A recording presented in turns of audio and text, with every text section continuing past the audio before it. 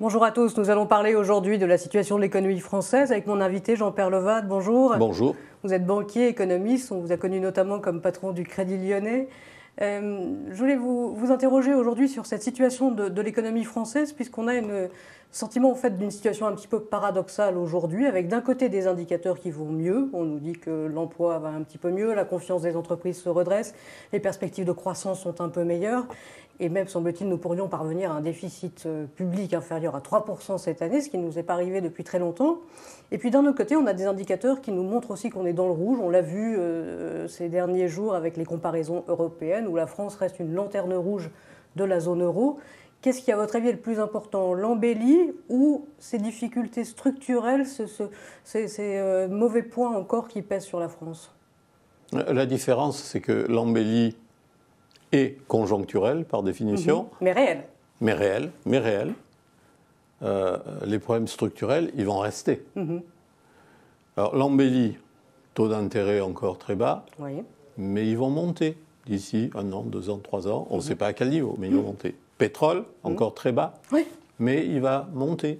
On ne sait pas exactement quand, ni de combien, mais ça va monter. Amélioration de la situation d'un certain nombre de pays émergents, notamment parce que le prix des matières premières métallurgiques a augmenté. Bonne situation économique aux États-Unis. Donc, tout est organisé pour qu'il y ait un peu plus de croissance dans la zone euro. Le commerce mondial aussi a recommencé à se développer. Quand on dit un petit peu plus de croissance dans la zone euro, pour la France, ça veut dire... 1,5%, hein, voilà, c'est pas des chiffres éblouissants non plus. C'est pas éblouissant du tout, et ça suffit à peine à réduire le chômage, progressivement. En même temps, nos déficits structurels sont toujours là. Et j'ai tendance à dire qu'ils ne s'améliorent pas, au contraire. Oui. Donc nous sommes aujourd'hui, si je commence par les finances publiques, de tous les pays de la zone euro, celui qui, après l'Espagne, a le déficit le plus important. Et l'année prochaine, si les prévisions espagnoles sont tenues, nous allons battre le record de la zone euro. Nous serons le pays le plus déficitaire. Ça, c'est un point important, parce qu'on nous a beaucoup dit qu'on était en phase de redressement des comptes publics français. Non. En 2018, la France sera de tous les pays de la zone euro celui qui a le plus mauvais élève, le cancre de la classe. Ouais. Et 3%, ce n'est pas suffisant, ça n'assure pas la solvabilité budgétaire française. Il faudrait descendre au minimum à 2% de déficit pour commencer à avoir un début de décroissance de la dette publique. On n'y est pas. Donc ça, c'est le déficit des comptes publics. On en parle beaucoup. Il y a des déficits dont on parle un petit peu moins, mais qui sont tout aussi importants. C'est les comptes courants, c'est la balance commerciale qui, elle, et c'est encore plus grave. Et de mon point de vue, c'est encore plus grave. Donc notre balance commerciale, en dépit de l'amélioration conjoncturelle, en dépit de l'amélioration des marges des entreprises, notre balance commerciale est toujours déficitaire. Et ça ne s'améliore pas. Ce qui veut dire que si on essaye de relancer la demande en France, on va importer davantage. L'appareil productif français n'est pas capable de faire face à une augmentation d'activité. Et là, oui, il se passe quelque chose de nouveau, parce qu'on a le déficit commercial français, ça fait longtemps qu'on en parle, longtemps ça a été à cause, on va dire, de l'énergie. Voilà, on n'a pas de pétrole en France, on en importe, donc on est déficitaire. Au début, on disait c'est à cause de l'énergie. Donc si on enlève l'énergie, on est encore positif. Manque de chance. On l'est plus. On l'est plus. Le déficit des biens hors énergie et on l'est plus sur l'industrie et on l'est plus sur les services. Ça, c'est nouveau. Dernière évolution très préoccupante, récente, 2016, les services sont devenus à leur tour déficitaires. Les services de transport sont déficitaires. Les services de tourisme sont moins bénéficiaires. Ça, c'est la conséquence des attentats de l'année dernière. Les services en valeur ajoutée aux entreprises étrangères ou situées à l'étranger sont devenus déficitaires.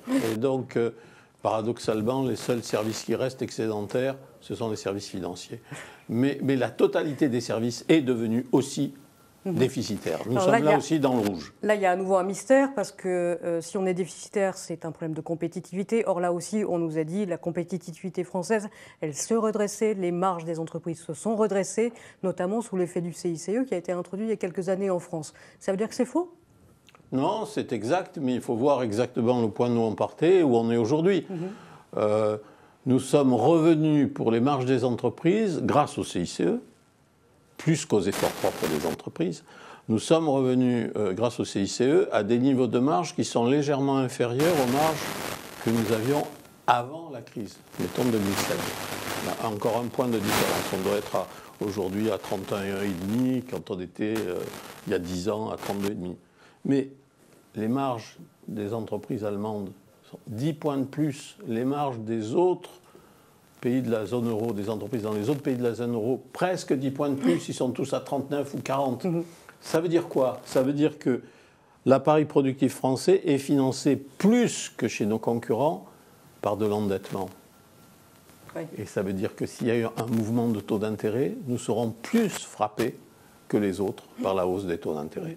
Est-ce qu'il y a un moment où il faut qu'on s'inquiète, c'est-à-dire est-ce qu'on peut avoir une dérive quelque part à la grecque par rapport à cette dégradation des différents comptes français? Et est-ce qu'il y a un moment où les créanciers, nos créanciers, les investisseurs internationaux diront « ce pays-là, je ne suis pas sûr d'avoir encore envie de lui prêter de l'argent ». Ça ne sera pas aussi brutal qu'en Grèce. Nous sommes encore un grand pays. Je ne crois pas qu'on ait masqué la réalité des choses comme les Grecs à un certain moment l'ont fait. On vit au-dessus de nos moyens, mais pas dans la même proportion que l'ont fait les Grecs.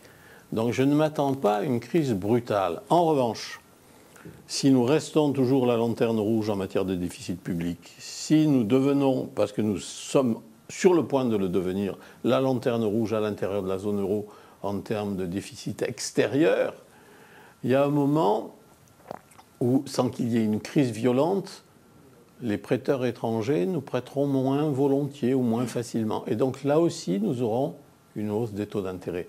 Et comme vous voyez que aussi bien dans le public que dans le privé, on a une sorte de préférence pour la dette, donc on est très dépendant de l'endettement. Si on a un début de hausse des taux d'intérêt, nous souffrirons beaucoup et surtout beaucoup plus que nos concurrents. Très bien. Merci beaucoup pour toutes ces explications, Jean-Pierre Levade. Merci. Très bonne fin de journée à vous. Merci à tous. Au revoir.